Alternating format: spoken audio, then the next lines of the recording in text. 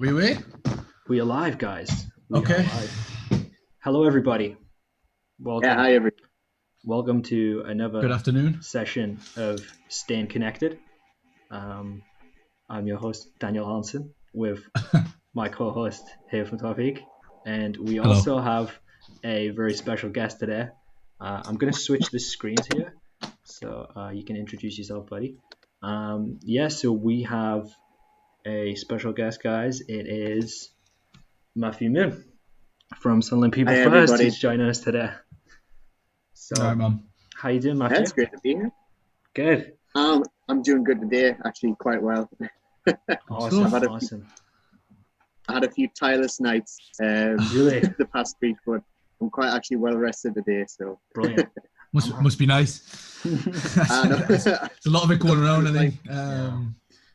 But yeah, I mean that sort of we're going to aim to have a guest on sort of as much as we can. So this will be a similar sort of format for you guys to look forward to. So we're going to have some probably say some set questions. Yep. So obviously, first of all, Matthew, I don't know if you want to do a sort of introduction of yourself in terms of, obviously we know your name, it's Matthew, but what you do as part of your role at Sunderland People First, if that would be a good place to start.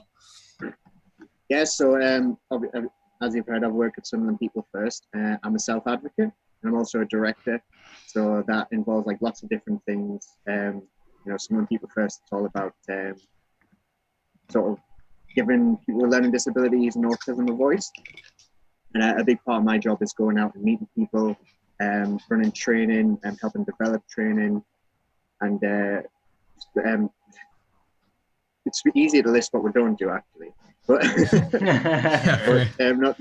not to go too far into it, basically it's a lot to do with working with people with learning disabilities, creating accessible information. And, I was just about to say it's you guys, or specifically the role that you're in, is all about helping people access things that they might not otherwise be able to. Yeah.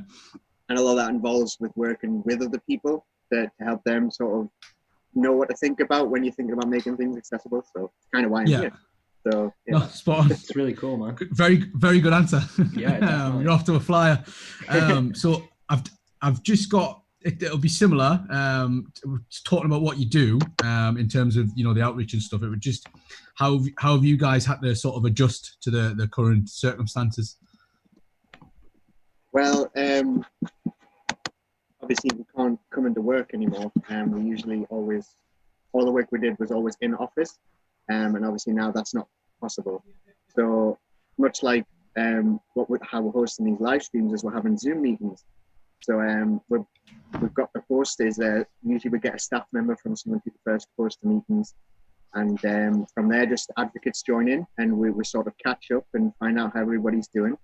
And we've started recently thinking about different ways to just get things happening. So we started that with quizzes recently. We've been doing a few quizzes in the Zoom meetings, and just something to keep us active and engaged instead of just sitting and talking about the same things every day, because eventually you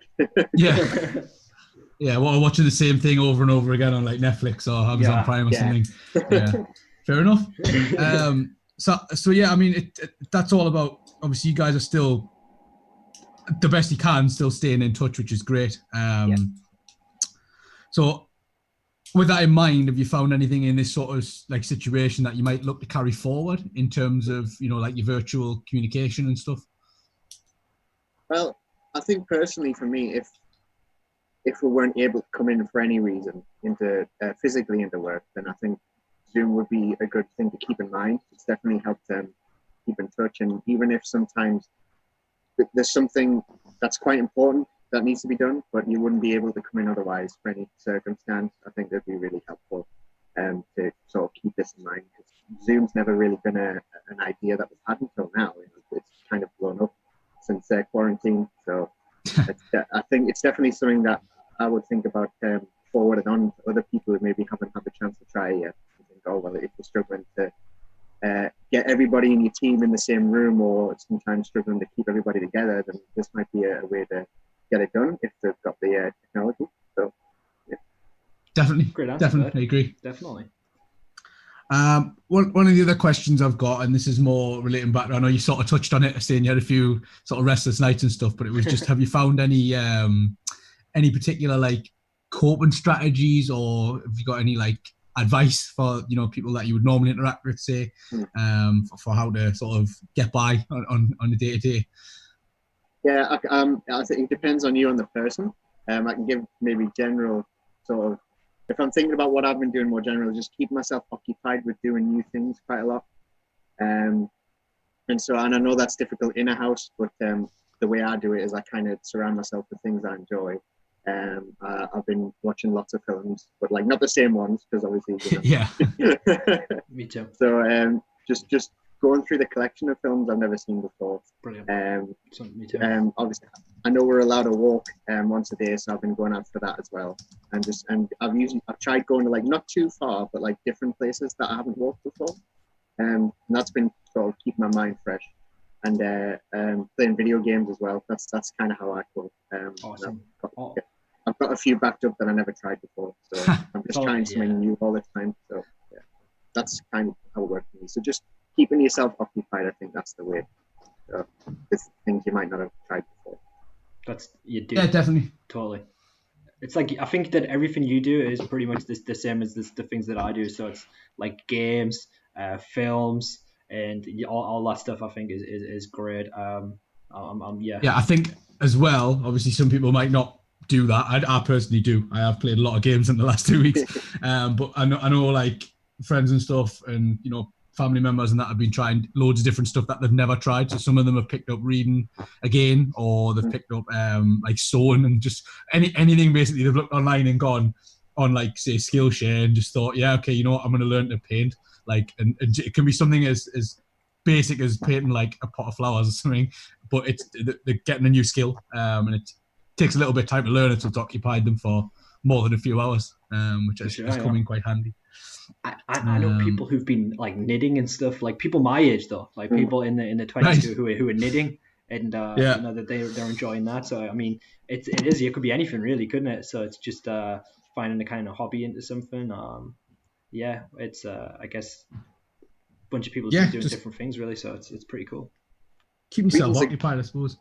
Yeah, reading's a good one. I've read all my books, so that's okay. For me. But yeah, that's definitely, if you've got a book that you've never read before, yeah, I'd stay on to that. So yeah, and I think the exercise one's quite important as well. Yeah, definitely. And even if it is something as basic, because you don't basic in terms of kit, like you don't need any equipment to walk apart from some shoes. Clothes are advisable as well. I would say it's as you both you guys have said. I think it's super important for that, to get that daily exercise, just so you're getting out there, you're getting a bit of sun, and being able to stretch your legs. But if you're not able to get out on a certain day, perhaps I feel like you've already been out and you don't want to go out again. Home workout stuff. There's so much stuff on YouTube. Yeah. And if you want to do yoga at home, you only need a yoga mat. You can do Pilates, yoga, and it's there's like a million tutorials online, and you can give yourself a relatively decent yoga class with just a mat. So, well, it's a good job you mentioned home workouts, because we do have a playlist on there on our YouTube channel. There you go. It's almost perfect, that link. So Rob, our health and wellbeing tutor, has done, I believe, 2 as part of the virtual wellbeing sessions, but they're both up there on the YouTube channel. That's the one. So it'd be good if you guys wanted to check that out for some home workout tips. I believe there's a tin of beans involved at some point.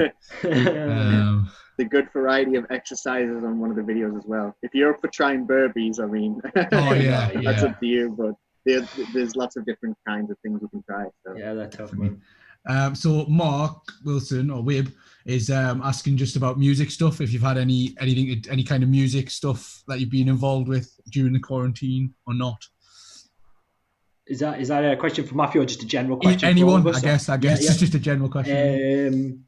For me personally, I've been listening to a lot of music, I guess, just when I've been kind of cooking and doing stuff like that. I haven't been creating or making any music, but I know one of our learners, Anthony, he mentioned something that I know we've kind of been throwing out there a little bit, just about like kind of getting a Medias Heavy band together. I know that Ella plays music and stuff, so it's still something that is in the works for us. How about yourself, Matthew? Have you been making any music, listening to any music, or anything like that? Yeah, I've been keeping myself occupied with plenty of music. actually, before I mention any more of that, though, my brother, he actually has instruments, and he's been keeping himself occupied indoors by playing and like learning new things every day. And he's got like an electric guitar, acoustic, bass guitar. Wow. He's got lots. So he's like really sort of experimenting with it. And well, we'll awesome. we'll keep him in mind, because I know like Daniel says, we're gonna try and maybe put something together. I think Anthony is here now, and he's just saying that Rob's circuited had him knackered for 3 days, so it's good stuff and good. But I think he'd recorded something, and I think he might have sent it in. Right. But I think we're just working out what we're going to do with it basically first before we put anything out there. But for sure, yeah. Well, that's in the works. Watch this space. Yeah, watch this space in terms of the music stuff. Yeah, because I know that Wibbs, he makes music as well. Anthony makes music, and I mean we could definitely get something together with that. It's just kind of putting the wheels in motion, I guess. So yeah, we'll keep you posted when we get round to sorting it out. It's coming, don't worry. So Matthew, could I ask? Obviously, what advice would you give to people? Obviously, you've said what you do. For anyone who is kind of maybe feeling a bit down or anything in quarantine, what kind of stuff would you say to them? Is there any kind of advice you would give them in general? Or I think I've been using social media, and I found out through getting in touch with my friends that even just talking to them has been helping them as well. Brilliant. I think even though obviously we have to stay at home most of the time, I think getting in touch with people you might not have spoken to in a long time, it's like really helped me. It's really helped some of my friends as well. So maybe just try and sort of building back up connections you might have lost, or just keeping in touch with people that you otherwise wouldn't have been able to. Since you haven't been able to go out, but maybe find ways to do that.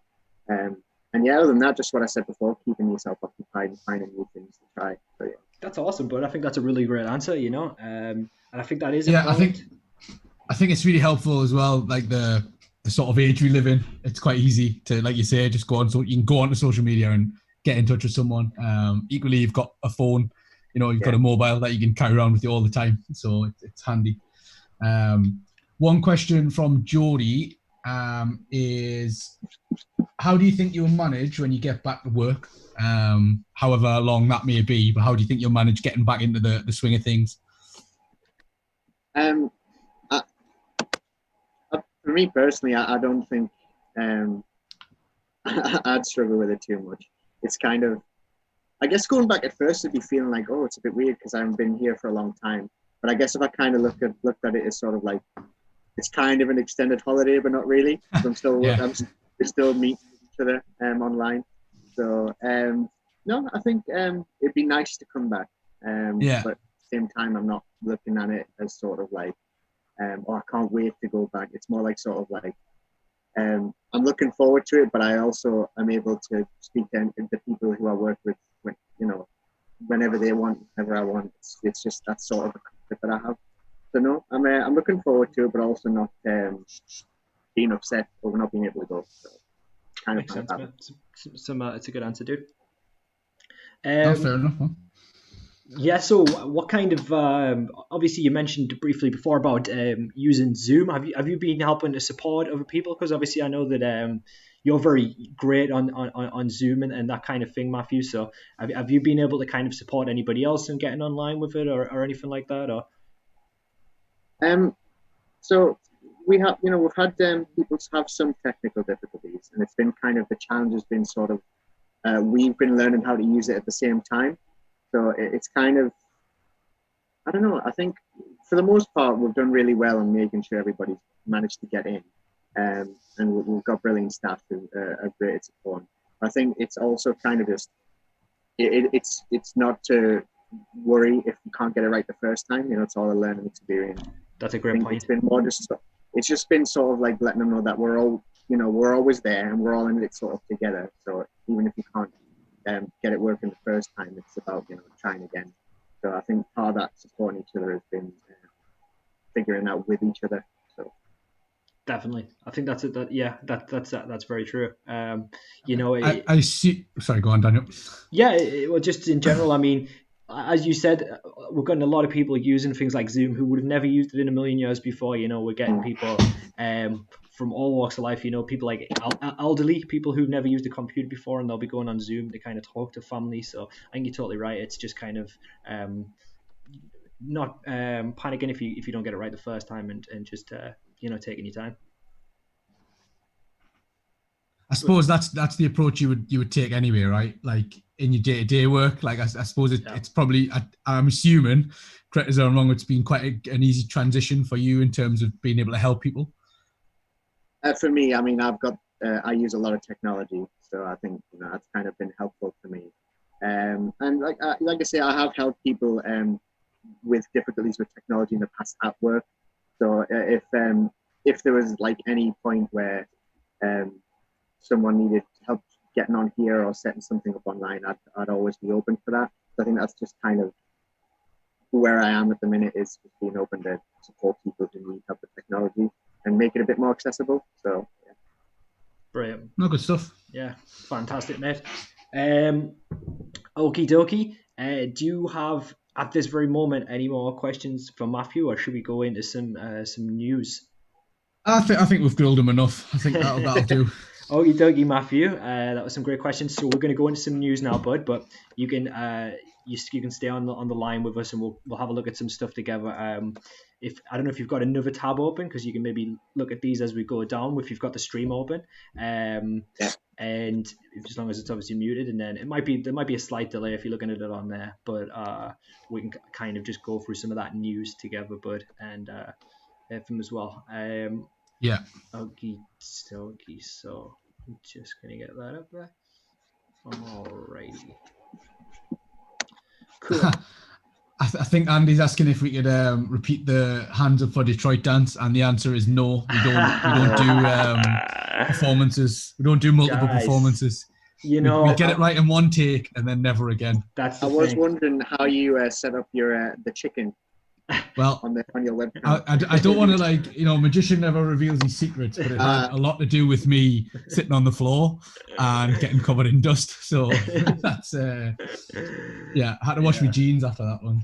I think Dan was is one of the highlights in that, because at first you couldn't see dog. him, and then in the last quarter he just kicks it up like a full blast, and then Dia goes up dancing with him as well. So definite winner there, like 0 to 100. It was awesome.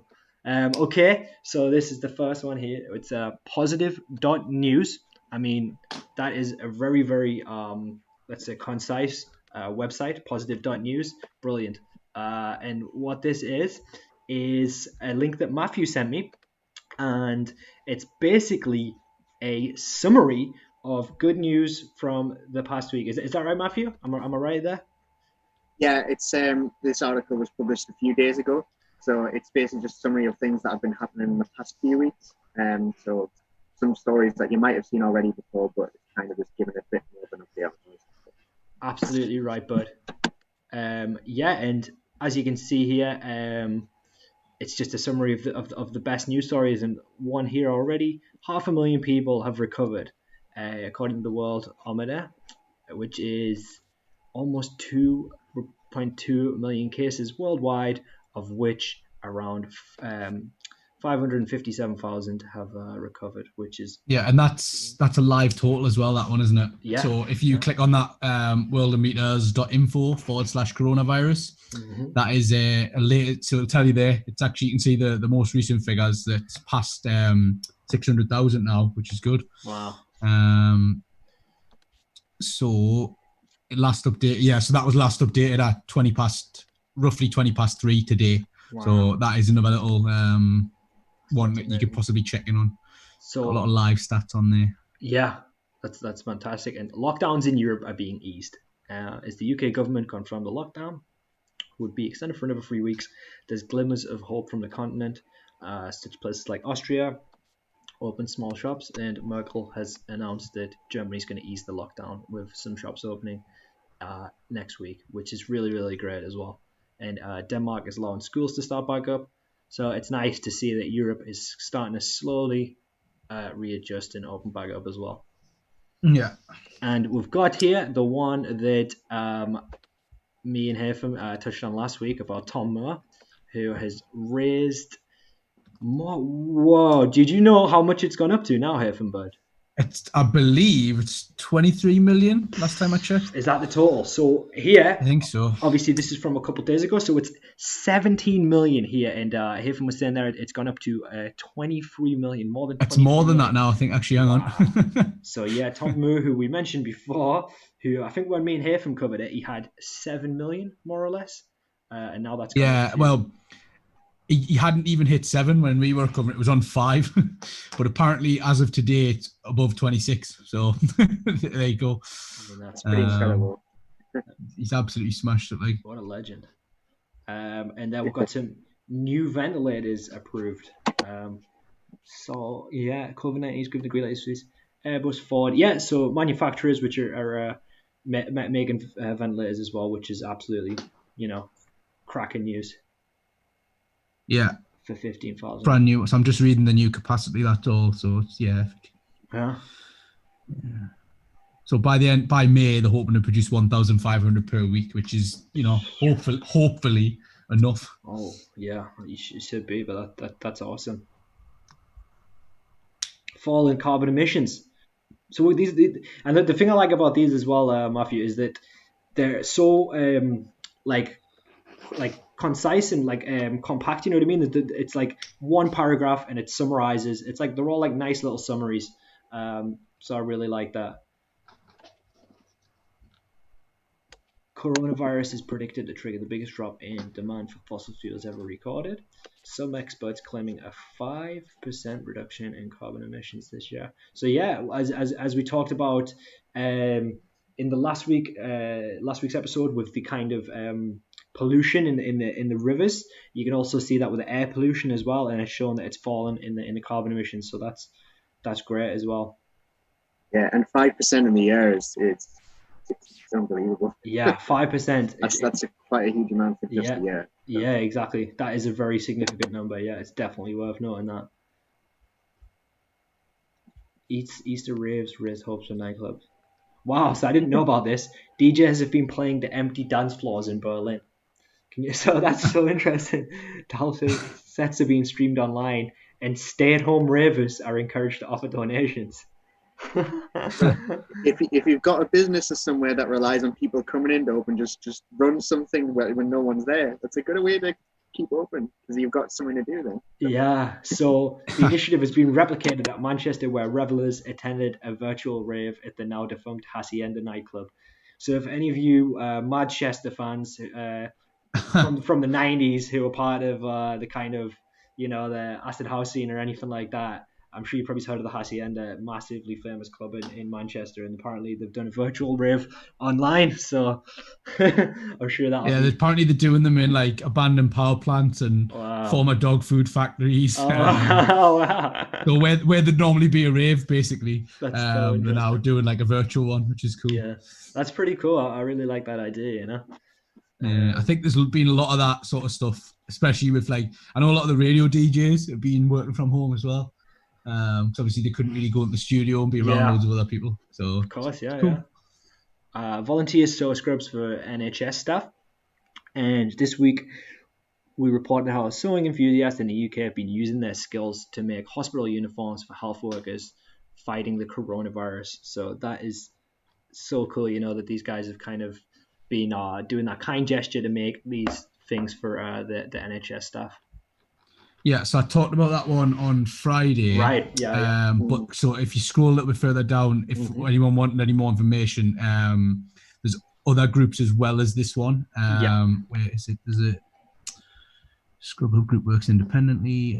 So the Scrub Hub and other initiatives here, and it gives you a link.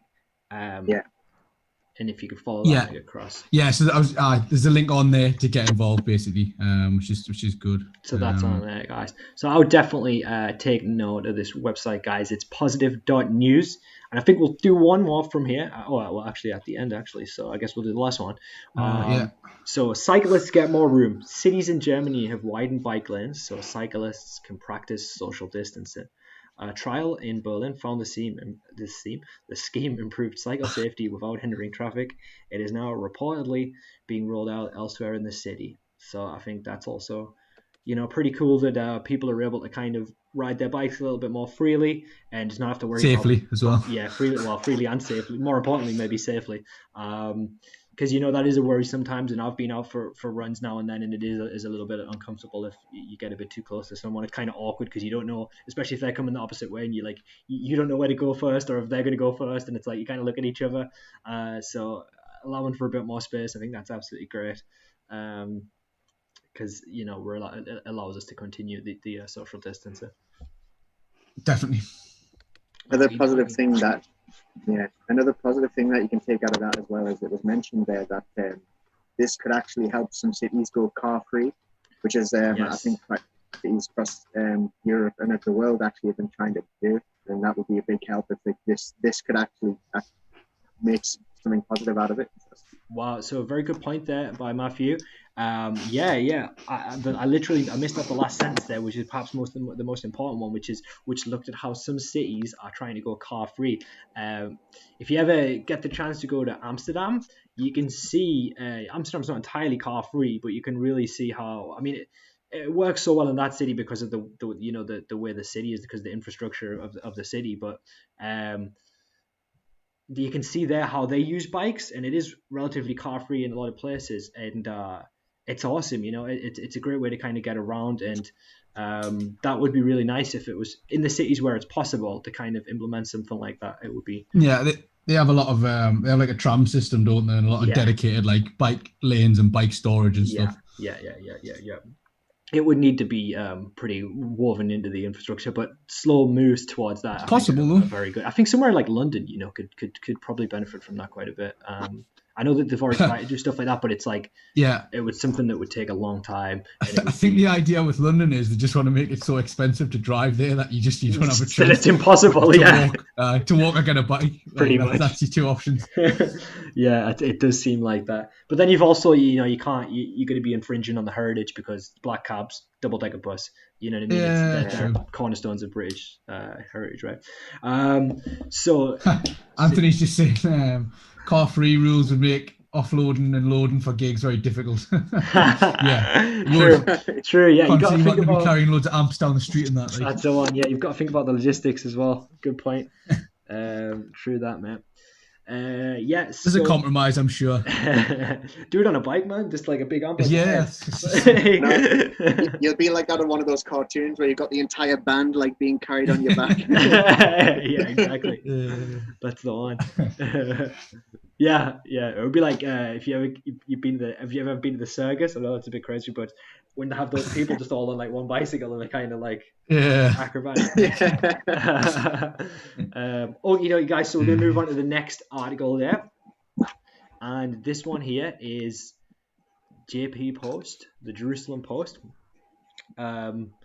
It's not a publication that I frequent, but it is where I found this article.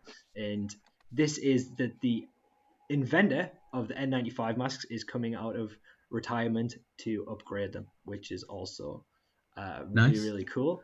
And hospitals are suffering a shortage of the single-use masks, so leading inventor Peter Tsai is coming out of retirement to find a way to sterilize them. So that's super cool. And yeah, it's just saying here that sorry, hear from it? It looks like the main reason, based on the article, is that obviously it integrates the virus technology, blocking technology. He's come out of retirement to look for ways to disinfect it. So obviously then it'll be a bit safer, basically, because the single use at the minute, which means obviously the sort of people are burning through them when they're wearing them for a shift. That's it, it's gone. So hopefully he's planning to upgrade that design so they can be disinfected and used again.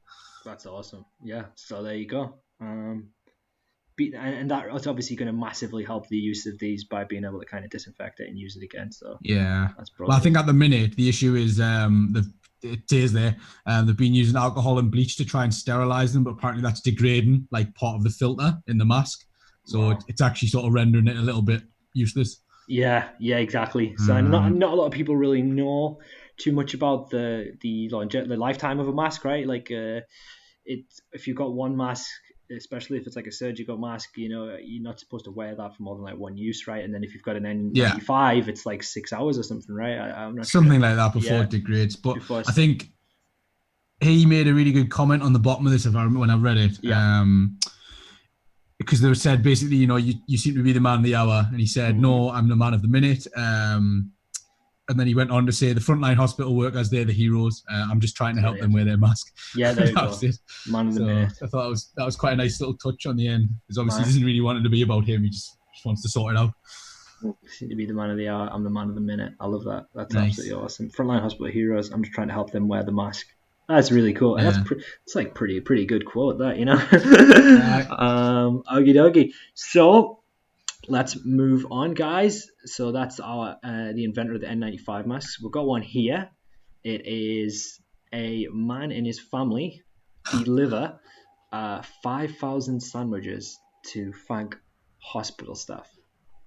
So I was just laughing at the picture. It's just like the sheer amount of Subway boxes.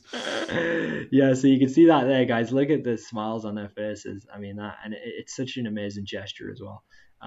So the man and his family make and deliver 5,000 sandwiches to thank hospital staff. An Ohio man, his family and a few Subway employees worked 12 hours to make and deliver 5,000 sandwiches as a thank you to university hospital staff in Cleveland during the coronavirus pandemic. So that's so cool. And little gestures like that, they must have really slaved over that, and to be doing 12 hours of constant sandwich making. I think that must be pretty tough. And here you go, we can have a little look at the sandwiches. So on there it says as well, it's his brother-in-law owns multiple Subway franchises, so that's how they've managed to get the Subway materials. Wow. So one of his stores is closed, and the other are operating with extremely shortened schedule, or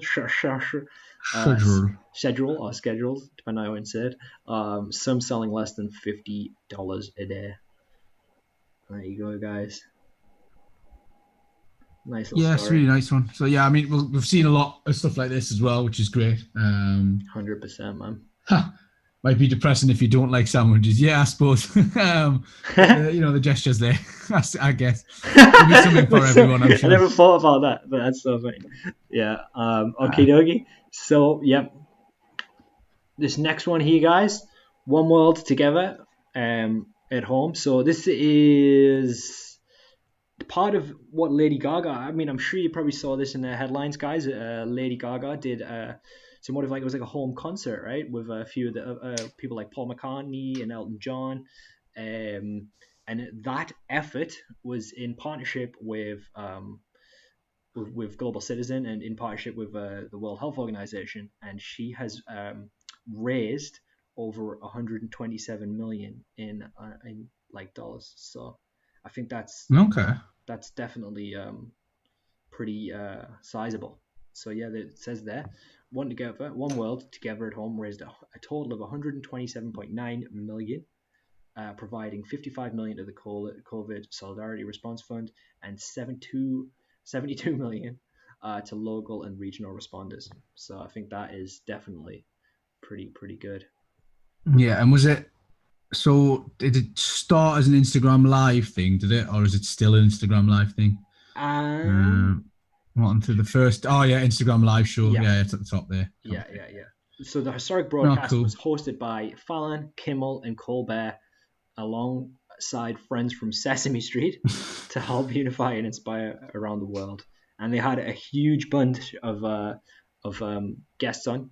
So Global Citizen Festival curator and Coldplay frontman Chris Martin was one of the first acts, and they had Elton John, they had Paul McCartney, and a whole bunch of people. So I think that with all due respect to like the celebrities, when they do the little things where they like all sing a piece of a song, it's that's nice, but when someone does something like this is much better. I mean, for lack of a better word, it's just it's something that's going to have such a big impact, and it's using their influence to be able to create to be able to help, and I think that's great. So props to Lady Gaga for that. Yeah. Good job, Lady Gaga. Well done. Lady Gaga. Obviously, she's not watching this, so well, but she might be. I mean, who knows, right? We're getting more it might popular. make it to her. Yeah, it might make it to her one day. Yeah, okie dokie. So, okay, literally a miracle. This is an interesting one here from. I think this is a really cool one, dude. So I think there's an autoplay video on this one, so be careful because it's loud. I noticed that. I already paused it, so hopefully cool. that's going to be. It's not going to come back on. So literally miracle. Violent rival gangs in South Africa call truce to help people during the pandemic. So yeah. So there were two warring gangs in South Africa are now working together in the truce for the first time since they've been like established gangs. And apparently they've seen a 75% decrease in violent crimes since the restrictions for the coronavirus have been imposed. Amazing. So like sworn enemies in Cape Town now are collecting up like essential goods and distributing them through all the different like in need and at crisis communities. That was mad. That's absolutely amazing. How long it lasts, I don't know, but for now it's nice anyway, I suppose. Yeah, and I think that something like that, I mean, for the citizens especially, that must be quite a relief. It's definitely when they're going through such an awful time with the quarantine as we are around the world, for them to kind of not have to worry about that on top of it. I mean, that's pretty good, and for the gang members to listen to that more so, you know what I mean? Like. Well, there's been a few statistics banded around, but supposedly like serious crime in terms of like, I think it was in America, the report I was reading, so it was like actual felonies are down like well over 60%. Because obviously like there's people, one, people are behaving, and two, there's that many police out there, people aren't risking it to commit a crime. Like they're not going to get away with it. That's awesome, man. Okie dokie. But yeah, I think this one as well, that it was quite interesting because a councilman sort of like weighed in and said something about one good deed doesn't suddenly wipe it all away, but maybe this will convince them to commit to more long-term good, which I thought was a good, a nice little caveat to add on the end there, which is, there's always hope, I suppose. We can hope. Echoing that statement here from it's so Sansi Hassan of the Clever Kids gang expressed hope that this current ceasefire in gang violence could be permanent in the post-lockdown future. He says, if it can stay like this, then there'll be no gang fight, he said, and every gang will agree with us. So there you go. Who knows, man? Fingers crossed. We'll keep an eye on that one. Anthony Shields just saying, do you think the rival gangs will be like West Side Story gangs now? Maybe. I don't know if they're quite as musical, but perhaps. Maybe. I mean, that would definitely be interesting. Yeah. Tell your differences by singing, please. Yeah. Who's the best singer? And that's how you settle it, right? It's like a sing-off. Yeah, dance off. Yeah. Nice. Okay, guys, onwards. We've got Tech Radar, and Netflix makes more than 30 episodes of its shows free on YouTube. So this one was the documentary series Our Planet, it's called. Wow. And they released 30 episodes of it completely free on YouTube. They did sort of add on a little bit of, they've always allowed teachers access to all of their material, screening documentaries and stuff, as long as they've got a Netflix account. Right. But this one, you don't need a Netflix account. They've literally just uploaded it to their Netflix YouTube. And I have the link to the playlist right here. So I'm going to put that in the description. Yeah, so guys, if you guys right now are fans of David Attenborough and nature documentaries, then there you go. You've got a nice bit of content there to keep you busy. Yeah, it's really good as well. It's in HD, so it's a really nice, good thing for them to do. If you're a little bit bored, or you want to brush up on your, wildlife facts, but you don't want to watch Tiger King, then you can get yourself on that and have a little look. I don't want to watch cool. That. I know Tiger King. It's like took over, didn't it? It did. It's the meme of the decade so far. Like I cannot escape it. I know. I honestly thought I was sick about coronavirus, and then I started hearing about Tiger King, and I was like, "This is never going to end, is it?" Have you seen it, Matthew? I assume you have. Seen enough. Seen enough. Yeah, me too, mate. I know almost everything that happens in it, and I haven't seen a single episode. And yeah, it's not like I've deliberately sought that out. It's just like this, no. there's so much commentary on it that like I literally know everything that happens without watching a single episode. So it's I've only watched the first one, and I already know exactly what happens, like you say, because everyone just posts about 24/7. There is no escape. There is no escape, buddy. Okie dokie, onwards, guys. We will, guys, if you miss out on any of these websites and you want to kind of look back and have a full read of it yourself, you're welcome to, the VOD will be up afterwards, so you're welcome to just look through it and kind of, or you could say, okay, so this one is on Tech Radar, and you can kind of just have a look at your own leisure. We are flying through it a little bit just because we've got a few things, guys, to get through, and we're a little bit pressed for time, so we don't have too much time to spend on each individual article. But yeah, you can always revisit the VOD and kind of watch stuff over again if you'd like to, guys. Also, now seems like a good time to mention it, guys. We do have. I feel like, you know, like when YouTubers like always they always integrate the targeted ads and stuff that they have, like the product placement and stuff. Like that's what it feels like every time I mention this. But we've got nice. we've got the survey, guys. That if you would please do that for us. 2 seconds, I'll get the link. Yeah, we can post that in the chat. It's just in the description, and yeah, it's essential that we get that done, guys, because it helps us out a lot. And I know it's a little bit of a pain just to do it, but it takes about 30 seconds to a minute, and you can just whiz through it. Especially if you've done it once before, it's nice and quick, and and you don't have to do it now, obviously, but if you just remember the link, if it's in the chat, and then at the end of the session, if you would do that for us, that's absolutely great, guys. Okay, so we'll move on to the next one then.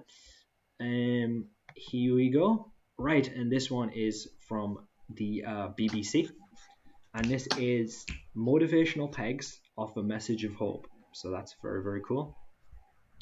And this is a man who has been writing positive messages on pegs and left them in a woodland to give people hope during the coronavirus outbreak. And that's Alan Iris. Iris? Iris? Iris? I don't know. Alan Iris. Let's say Alan Iris.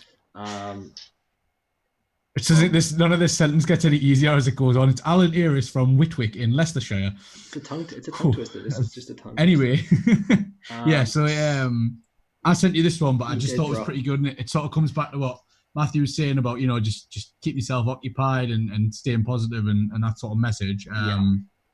This guy had said that he sort of, you know, he was looking to pick people up, cheer them up, start some steps for them going forward. Because obviously he'd had his own struggles with anxiety specifically for him, but obviously he knows that other people can struggle with their mental health as well. And, you know, they might take themselves out for a walk and be out and about, and hopefully they'll stumble across some of these. So I thought that was really good. Yeah, and it goes to kind of what obviously Matthew mentioned, and like something I think as well is that this pandemic has kind of made us see humanity in people more, like not just for essential workers, but just in people in general. You know, when you get so involved in your own life, we've all got our own problems, and it's so easy to kind of get bogged down in that everything that's around you, you just kind of forget about it, or you don't kind of even think about it. But now you can just look at someone and say, you know, you can kind of, what this guy's doing by doing that, he just wants someone else to pick up that peg and just to kind of, you know, feel better about themselves.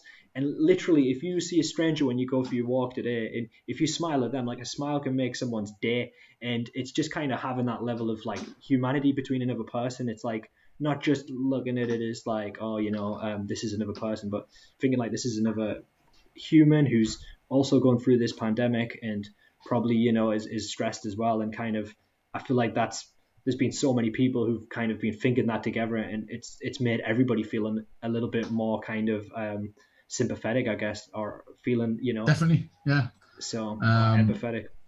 I mean, we are, like it or not, all in this together. So it might as well make it a little bit more bearable for each other while we're at it. Definitely. Seems to be the overall opinion, so I'm happy with that. 100%, Brady. And just to quickly mention on that one, I think there's a little feed on there as well, and I can't remember what I searched to get it. 2 seconds, I'll find it. That was on the BBC. Yep. And it was one of their news topics. Yeah, so there's a news topic on the BBC website, which is Uplifting Stories. Wow. Which is quite a good one to go through because they have obviously the different stories. So the one about how the darts are going to be broadcast from home, like all the darts players are just like basically playing in the sitting rooms and like live streaming it, and that's the way they're doing the little like competition. But this is just a feed of all those kind of stories. So there's the one on there about the motivational pegs. We're gonna make sure. Go on. We'll make sure to put that in the description as well, guys. Yeah, I'll drop that in there now. Actually, that's quite a good one, as well as the one Matthew's found. We'll put them both in there. Perfect. Yeah. And the one Matthew found is positive.news as well, guys, which is it's absolutely great. The little summary of positive information. Yeah, if you live in Leicestershire and you're making a list of things to do, you can add peg hunting to that. That's the one. Yeah, peg hunting. Yeah, so that's a good one. Peg hunting. It's cool. I think stuff like that's cool. Just if you stumble across it, it makes you walk or you run a little bit more excited. I think people were doing it. Obviously, this was pre COVID-19, but people were doing it with books. I think as well. Right. Or like leaving them in the local community to be found. With like a little note on saying, you found this book.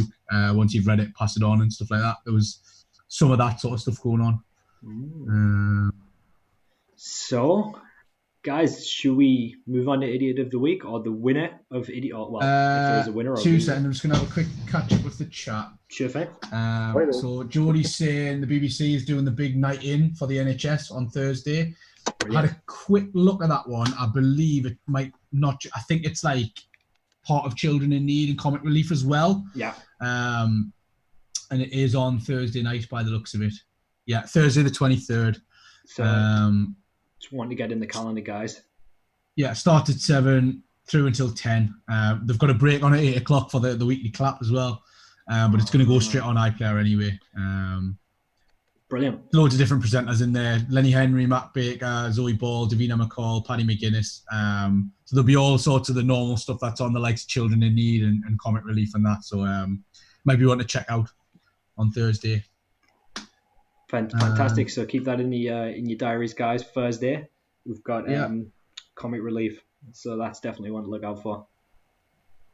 So Andy has put in, can we have a shout out for the hundreds of volunteers across Sunderland who have offered to support communities, keep safe through shopping, delivering food parcels, giving emotional support, etc. And he's included a number on there.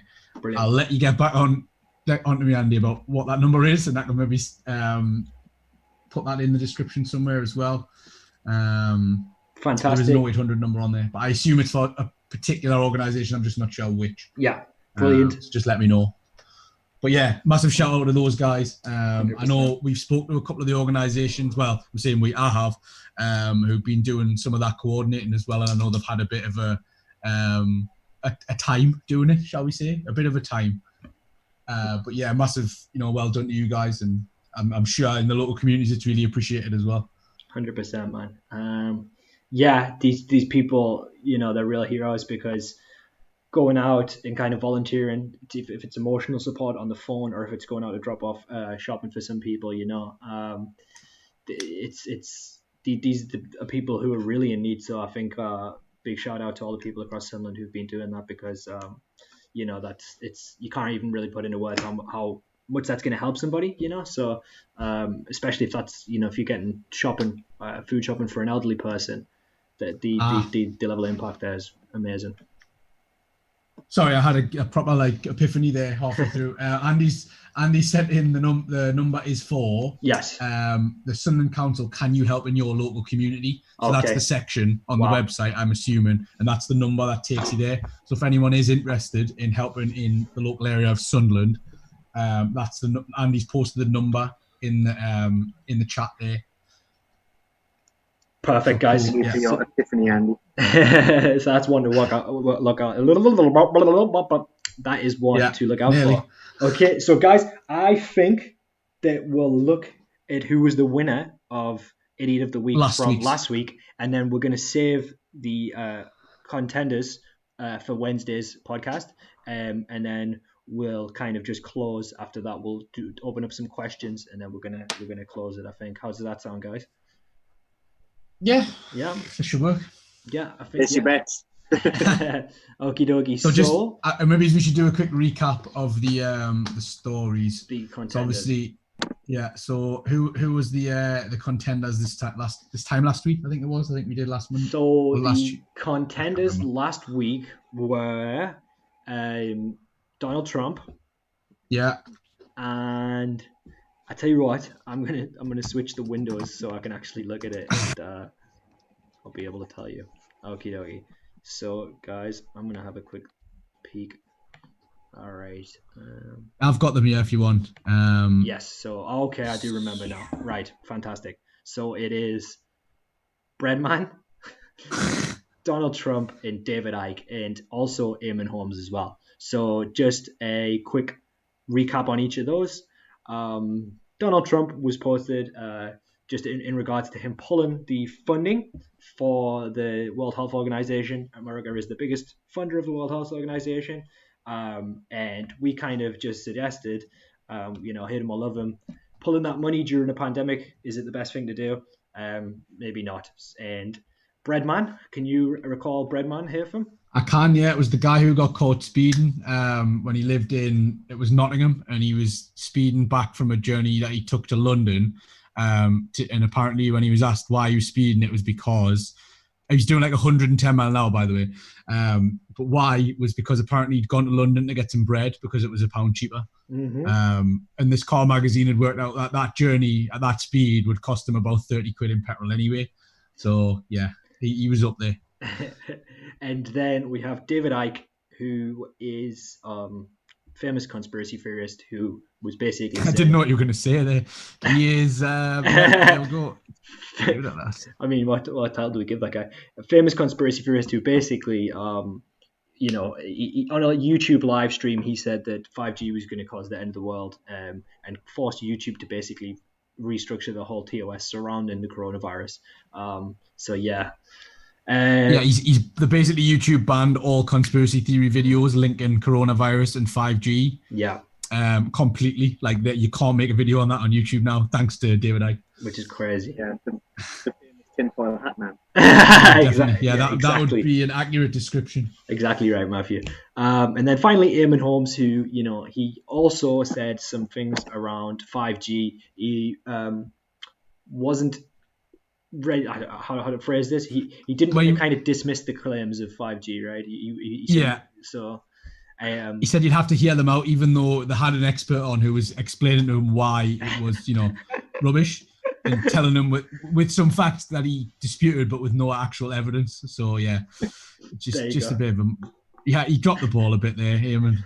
He had a bad day. Yeah.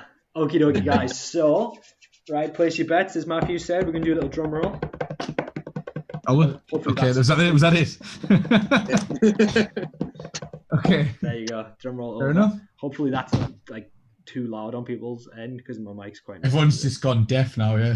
What? Okay, so Matthew, do you have a guess who you think it might be, or are you not sure? Is it too close to call? I already know. You already know. Okay. He's looked, man. You've got to know. Okay. Man. So that's what I was going to say. I can't guess because I already know. Okay, guys. So I'm going to do the reveal, and we'll see. Okay, so it is Donald Trump. Okay, guys. Donald Trump was the idiot of the week for this week. So not sure if that's much of a surprise to people, or maybe it is. Who knows? But yeah, that is how it stands currently, guys. So we've got. Donald Trump, he is in the lead, and then we have Breadman, who is second, which doesn't surprise me at all, and then David Icke, who is third.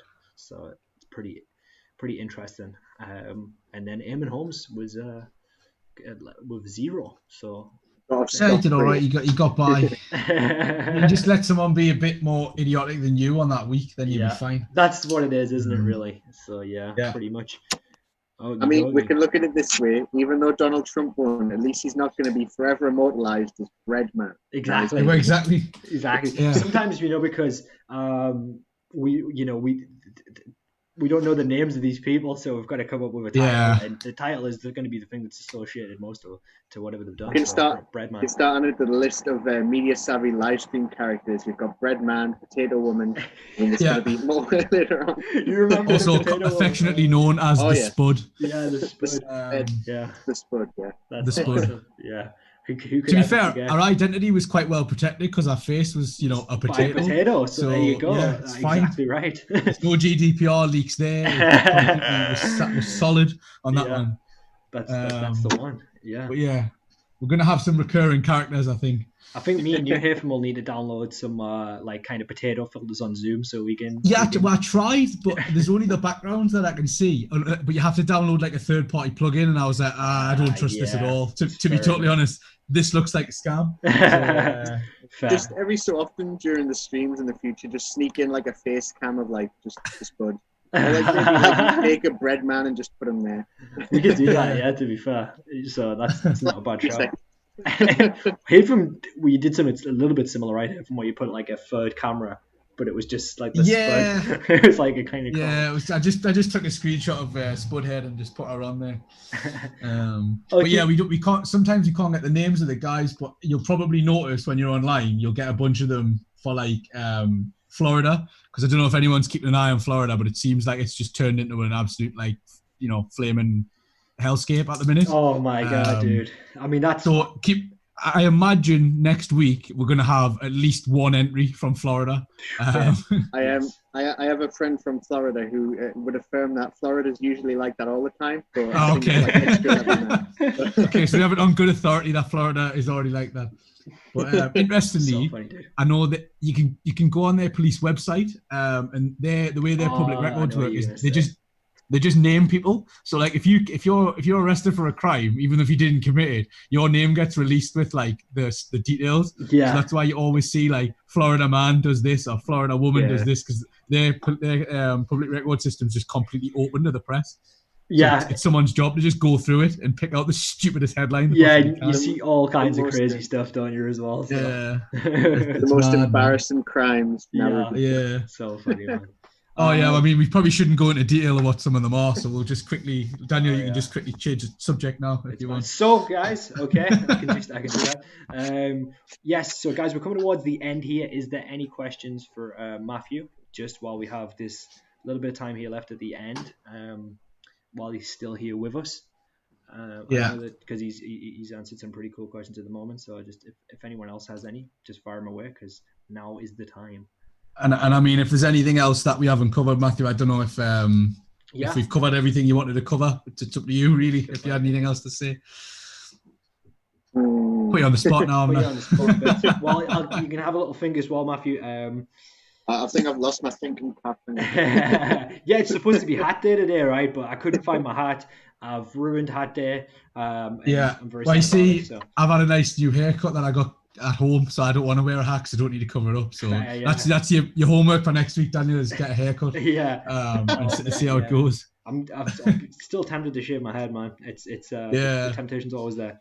See, I didn't shave mine because I thought, knowing my look, the lockdown will start getting relaxed and the barber shops will be open again, and I'll just be completely bald. I'm not taking that kind of risk. That's so funny, dude.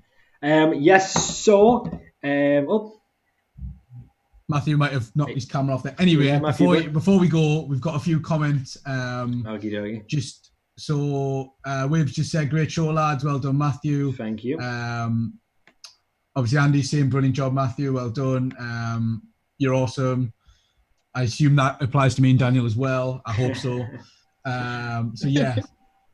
Matthew's still here. Good. Still here with us, Matthew. Lost a bit of technical difficulties there, bud. We lost your camera, but that's okay. Don't worry about that. There you go. He's got a hat, man. That's what it is. With a hat as well. Back in style for hat day. Got my thinking cap on. There you go. Your thinking cap was this. Your thinking cap. Perfect, buddy. Perfect. Nice, man. Awesome. Good stuff. Well, yeah. So yeah, there was no questions, just a few comments, just saying, good job, Matthew, well done, and obviously just from us at Media Savvy, just thank you for coming on. Really appreciate it. Yeah, many thanks for coming on, Matthew. Is there anything you'd like to add at the moment? Are you happy with that for now? I thought the stream was brilliant. Good job as always, and it's good to have those stories being shared around and stuff like that. Yeah, it's been great. My advice: just don't eat as much chocolate as I've been eating over this last few weeks, and get into the sort of exercising mood, because the ones I've seen from Media Savvy have been brilliant. They're really, really good. Thank you, mate. Yeah, cheers. Appreciate that, man. Much appreciated, mate. And yeah, thanks to you guys, and thanks obviously to yourself, Matthew. You've been a great guest today. You gave some really good insights and advice, and I'm sure that's going to help a lot of people. And thanks to some of the people first in the hall. We always have a great time working with you guys. So many thanks again. And I think that is about it, guys. So I think that's it for today's stream. We will be back with another Staying Connected on Wednesday, which will be 4 to 5, and then another one on Friday, and I believe we have another guest for that one as well. So make sure you stay tuned for those guys. And as always, we will keep you posted on Facebook. Is probably the best place to stay updated with our stuff. But likewise, if you subscribe to YouTube, you will always get notifications when we go live. So make sure you subscribe. And we have the cooking one tomorrow. The cooking one, guys. Cooking on a budget at 10 o'clock. Cooking on a budget, guys, and I'm sure that's going to be absolutely great. So yeah, I'm very excited for that, guys. It's Spag Bol, I believe, unless I think so, yeah. Yeah, I believe so. So hopefully everyone's got their everybody loves Spag Bol. Spag Bol's delicious. I was going to say spatula at the ready, but as you can tell, I'm not cooking tomorrow because I don't really know what I'm doing. You need to get your spaghetti, as Lisa would say. Your spaghetti. You need to get your spaghetti ready. Somebody make sure nobody touches your spaghetti. Yeah, that's it. Exactly. Okie dokie. All right, guys. Anyway, so cheers, Matthew. Cheers, Matthew. All right, thanks a lot, guys. So we are going to take off. Many thanks for joining us today, and we will see you later, guys. Thank you. Goodbye. Take care, everybody.